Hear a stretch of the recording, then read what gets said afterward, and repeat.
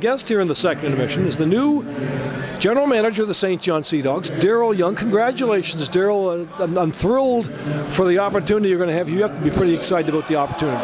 No question. You know, we spend your whole life in hockey to get a chance to work with an organization like St. John with great management people and a great ownership group that, you know, they have a goal in mind, and it's a goal I have also, so it's a good combination. How quickly did this come together? The Sea Dogs have been looking, searching, and well, I understand that they were thrilled with the man they found, but how quickly did it come together, and why the interest from you? You've been working in the hockey business for almost 30 years. Well, I have a job with Vancouver, and I wasn't looking for anything, but the job did intrigue me to a certain degree, and I had a conversation with another scout who has a connection with St. John. He asked me was interested. I said I am, but I'm not going to apply, and so I said they want to talk to me. They're going to talk to Vancouver first, so they ended up calling Vancouver. Next thing you know, I started interviewing with them, and the process over the last couple of weeks has really blossomed.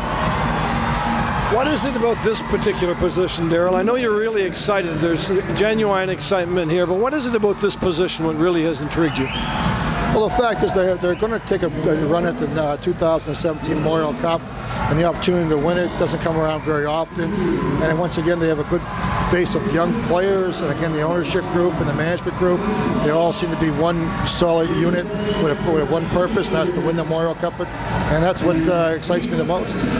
Based on what you have in St. John at the moment, moving forward as you want to progress, what's going to be your approach?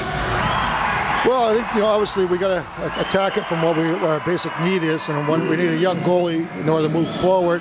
We got a great goalie now, one of the best in the league, but we've got to find a 97 or 98-year-old goalie who's a true starter. And if we can find a Vocali, there are not too many of those around there, but if we're fortunate enough, we'll be the most exciting guys on the planet.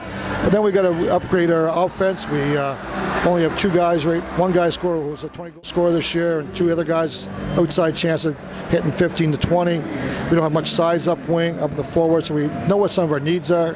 So hopefully through the midget draft, through the European draft, and through free agency, we can hopefully cover up some of those holes and patch the work and move forward. Tell me what you have come the draft. What do you have in the first 5 rounds? Not enough. As a general manager, I always want more. We have a first round, a second round. We gave up the third round, the T-Sync deal. We have 2 fourth rounds. We have no 5th round. And hopefully with some of the older players we got, we might look at trading them and hopefully get some draft picks back that will hopefully be there in another 2 or 3 years for us. Countless franchises have been successful by acquiring free agents. You were the director of hockey operations of the Moncton Wildcats, so you certainly acquired some free agents. Is this a route that you might take here? No question. You know, I've already got my hands on a few of them that I've been talking to, and a lot of them have great interest. We've found players that have played Major Junior in the past that have used up their U.S. college eligibility that may be 18 years old now, playing Tier 2 hockey somewhere in the country, that have an interest in playing Major Junior, and for a couple of reasons to see if they can show that they're capable of playing. And sometimes players play at too young of an age, at 16 and 17, and they go back to play Tier 2, they play a lot, and they get better. And that's just the normal process. But there's a number of them around the country that have some intrigue to me anyways. As for the CHL import draft, as you well know, here in Halifax, Mooseheads have had some success in that area over the years. Tell me a little bit about your plan for European imports. Well, I've already talked to a number of agents already, and there's one Russian scout, Russian agent that I worked with for 15 years in Nashville and Washington. He's one of the top agents in Russia, and he's already provided me with a list of players that he believes will come.